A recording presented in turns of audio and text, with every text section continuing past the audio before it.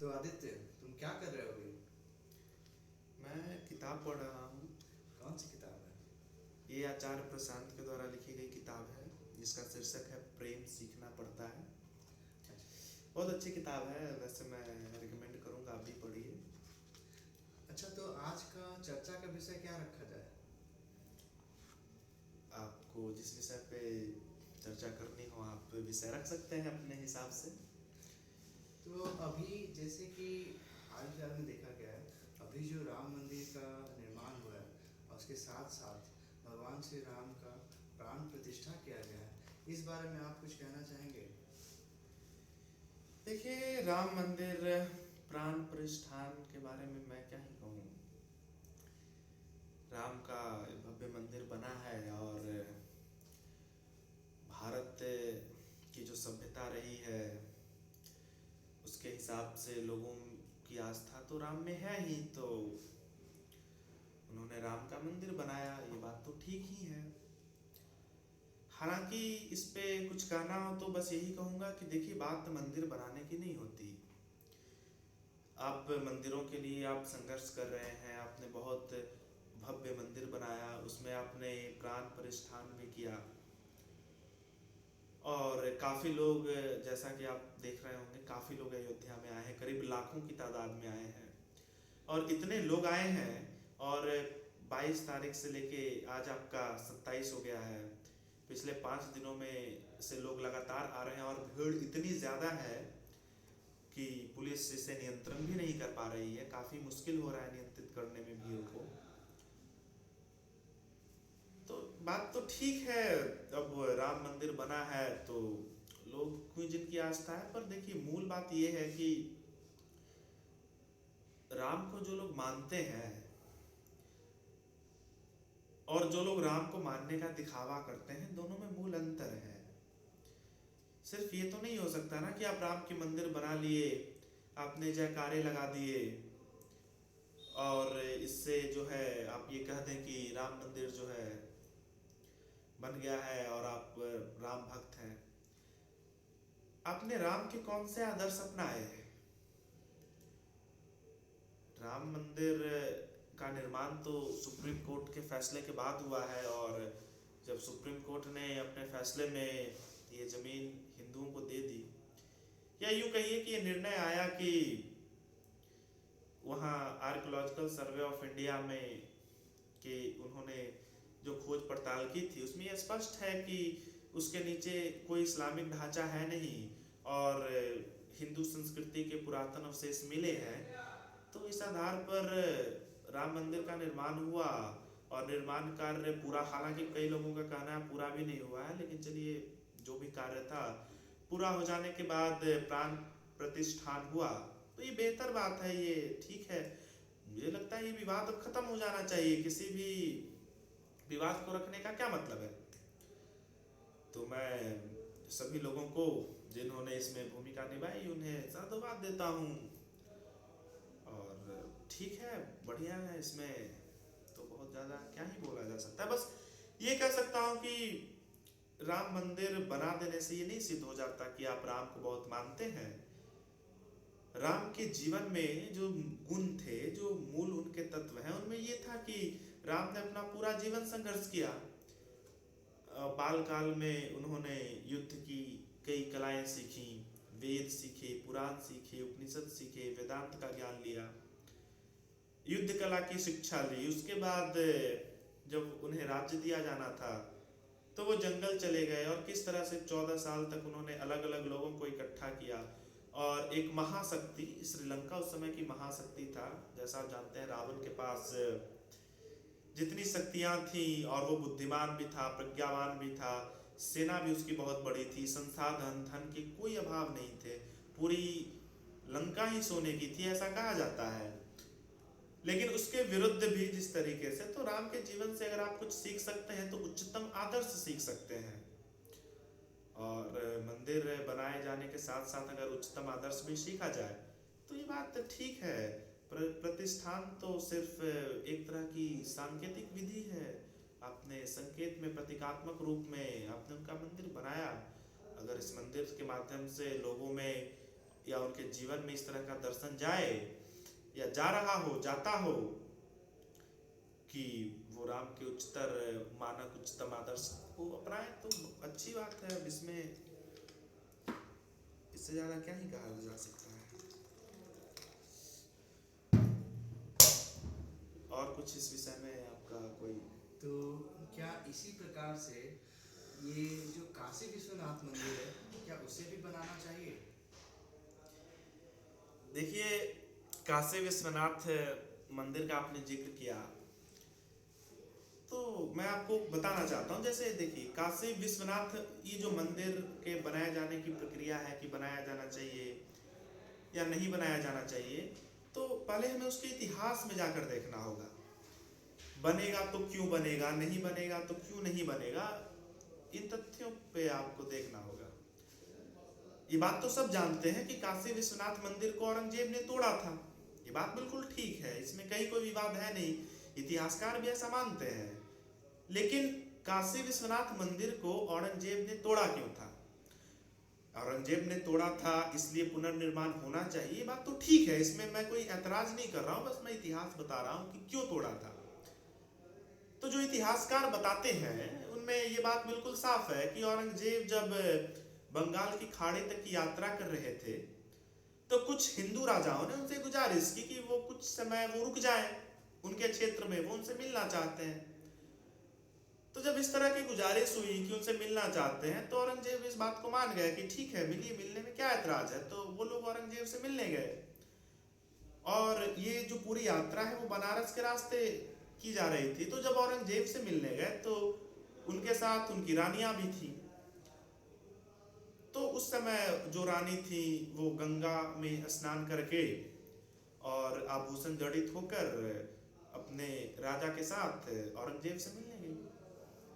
तो इस प्रक्रिया में ये हुआ कि विश्वनाथ जो मंदिर है वहां पे वो लोग रुके। तो जो रानियां हैं उन्हें उत्सुकता हुई कि जब यहाँ तक आ ही गए हैं तो क्यों ना मंदिर के दर्शन कर लिए जाएं। तो उन लोगों ने मंदिर के दर्शन करने की अभिलाषा लेकर वो मंदिर के अंदर गए। कुछ समय पश्चात ऐसा हुआ कि मंदिर में जितनी भी रानियां गई थी उनमें से सारी रानियां लौट आई, पर जो कच्छ की रानी थी वो नहीं आई। तो एक राजा के साथ, और उस समय के दिल्ली सल्तनत एक बहुत बड़ी सल्तनत हुआ करती थी। आप देखते होंगे कि किसी भी सल्तनत की उतनी चर्चा होती नहीं है जितनी दिल्ली सल्तनत की होती है। तो वो बहुत बड़ी सल्तनत थी। अब उनके राजा के साथ कोई रानी हो और गुम हो जाए तो ये बात बहुत बड़ी थी, ये बात कोई साधारण बात नहीं थी। जब उन्हें ढूंढने के लिए भेजा गया तो वहां से मिली ही नहीं, प्रारंभिक खोज में वो नहीं मिल पाई। लेकिन जब बाद में और जांच हुई तो ये पता चला कि मतलब उसकी गर्भगृह थी, उनकी दीवारों को तोड़ा गया, और जब सैनिक अंदर पहुंचे तो उन्हें पता चला कि रानी तो अंदर है और उनके शरीर पर कोई गहने भी नहीं थे और वो रो रही थी। तो जब मालूमात किया गया तो ये पता चला कि उस मंदिर में जो पुजारी हैं वो धन के लालच में ऐसा करते थे कि वहां जो स्त्रियां आती थी उनके आभूषण को लूट लेते थे, और उनके आभूषण को, और ये प्रक्रिया बहुत दिनों से चल रहा था। उन्हें शायद इस बात का अंदाजा ना हो, वो शायद ये ना जानते हो कि इस बार जिनके आभूषण को उन्होंने लूटा है वो एक रानी हो। ये बात बिल्कुल ठीक है, हो सकता है, मना नहीं कर रहा, पर उन्होंने ऐसा किया। तो जब औरंगजेब को ये बात पता चला तो उसने अपने सैनिकों को वो मंदिर को तोड़ने का वो आदेश दे देते हैं, और इसके उपरांत वो मंदिर को तोड़ दिया जाता है। इसके बाद जब रानी वापस जाती हैं तो वो कहती हैं कि चूंकि इस मंदिर में मेरे साथ अभद्रतापूर्ण व्यवहार किया गया, और सिर्फ मेरे साथ किया गया ऐसा नहीं है, न जाने मेरे पहले कितने स्त्रियों के साथ ऐसा किया गया होगा। तो ये मंदिर तो वैसे भी खंडित हो गई है। जिस स्थान पर पैसे की लूट हो, चोरी हो, डकैती हो, वह स्थान पूजा के योग्य नहीं है। तो उसके उपरांत औरंगजेब जो है उस मंदिर को तोड़ने का आदेश दे देते हैं। तो ये बात है। लेकिन अब ये है कि देखिए, जैसा हुआ, मैं ये बात बता रहा था,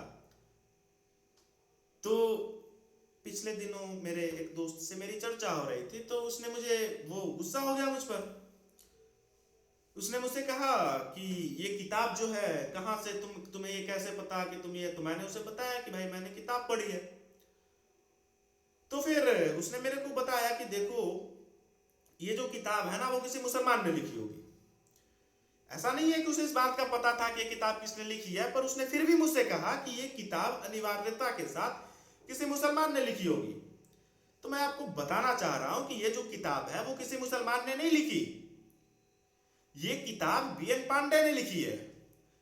और फिर बोलेंगे कि बीएन पांडे कौन है, उनकी क्या प्रासंगिकता है, वो तो बिक गए होंगे, उन्हें पैसा दे दिया गया होगा पैसे के लालच में। तो मैं बताना चाहूंगा कि बीएन पांडे एक बहुत बड़े सोशल रिफॉर्मर थे। आजादी की लड़ाई में उन्होंने बहुत बड़ा योगदान दिया। उनका जन्म 1905 में हुआ था और भारत सरकार ने उन्हें कई अवार्ड से सम्मानित किया है। वो पद्मश्री जैसे अवार्ड से भी सम्मानित रहे हैं। इसके अलावा वो उड़ीसा स्टेट के गवर्नर भी रह चुके हैं। उत्तर प्रदेश राज्य जहां पे ये घटना हो रही थी उसी राज्य से वो एमएलए भी रह चुके हैं। भारत की संसद में वो एमपी भी रह चुके हैं राज्यसभा के। तो ऐसा भी नहीं है कि आप उनकी क्रेडिबिलिटी पे कोई सवाल उठा दें और आप ये कह दें कि किताब किसी मुसलमान ने लिखी होगी इसलिए इन्होंने बात झूठ लिखी। तो ये कौन सी किताब है? तो उन्होंने एक किताब लिखा, किताब का नाम है इस्लाम एंड इंडियन रिलीजन। इस किताब के page number 41, page number 42, page number 43, page number 44, page number 45 पे जब आप पढ़ेंगे तो आपको इस घटना का जिक्र मिलेगा।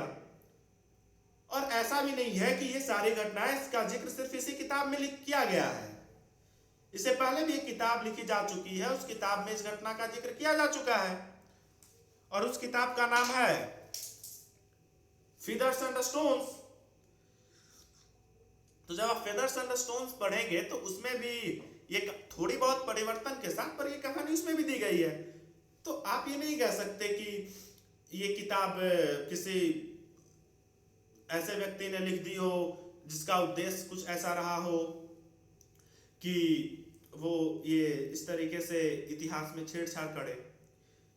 अब देखिए, मैं आपको बताता हूं कि इस किताब में लिखा हुआ क्या है। मैं इस पे भी थोड़ी सी चर्चा करना चाहता हूं। मेरा फोन होगा तो आप दीजिएगा।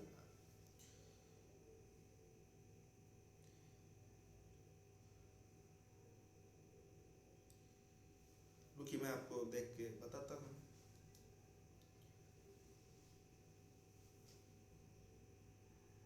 हाँ देखिए, ये एक किताब है, बीएन पांडे द्वारा लिखी हुई किताब है। Page number 44, page number 45। किताब का नाम है इस्लाम एंड इंडियन कल्चर। इस किताब में वो लिखते हैं कि the story regarding demolition of Vishwanath temple is that while Aurangzeb was passing near Varanasi on his way to Bengal. जब औरंगजेब बंगाल जा रहे थे बनारस के रास्ते से, तो उस समय की बात है, हिंदू राजा जो है उन्होंने requested that if the halt was made for a day, अगर वो एक दिन के लिए वहां पे रुक जाएं, अगर वो एक दिन के लिए वहां पे डेरा डाल लें तो वो उनसे मिलना चाहेंगे। और औरंगजेब जो है वो तैयार हो गया। आर्मी जो है वो अपॉइंट कर दी गई 5 मील तक, जो वाराणसी के रास्ते में थी। और रानी जो है वो पालकी में यात्रा कर रही थी। The Rani made a journey on the पालकी। They took their dip in the Ganga and went to the Vishwanath temple to pay their homage. वो वहां पे अपनी प्रार्थना को पूरा करने के लिए विश्वनाथ टेम्पल के अंदर जाती हैं।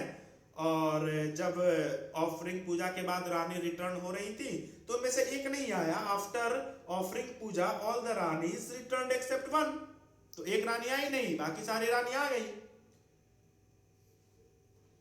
When Aurangzeb came to know that he was much enraged, उसके पहले ये है कि a thorough search was made of the temple, but the Rani was to be found nowhere. खोज हुई, खोज होने के बाद नहीं मिला तो औरंगजेब जो थे वो गुस्सा हो गए। He sent his senior officer to search for the Ranis. उन्होंने अपने सीनियर ऑफिसर को भेजा रानी की खोज में। They found that a statue of Ganesh which was fixed in the wall was a movable one. जो स्टैचू था वो मूवेबल था, मतलब वो एक जगह से दूसरी जगह तक जा सकता था। और when the statue was moved, they were in a flight of stairs that led to basement. उन्होंने स्टैचू हटाया। आपने देखी होगी ऐसी मूर्तियां होती हैं भारत में जो दीवार की तरह होती हैं, अगर आप स्टैचू को पलटेंगे तो आपको रास्ता दिखेगा। रास्ता दिखा, बेसमेंट तक रास्ता जाता था। जब सैनिक बेसमेंट में गए तो उन्होंने देखा कि रानी के आभूषण लूट लिए गए हैं, ये वो बता रहे हैं। To their horror they found the missing Rani dishonored and crying. रानी सही बार हो रही थी और उनका डिसऑनर हुआ था। Deprived of all her ornaments, और उनके ऑर्नामेंट छीन लिए गए थे। She doesn't have any ornaments on her body. The basement was just beneath Lord Vishwanath's seat, और जो बेसमेंट है वो लॉर्ड विश्वनाथ की जो जगह है बिल्कुल ठीक उसके पास थी।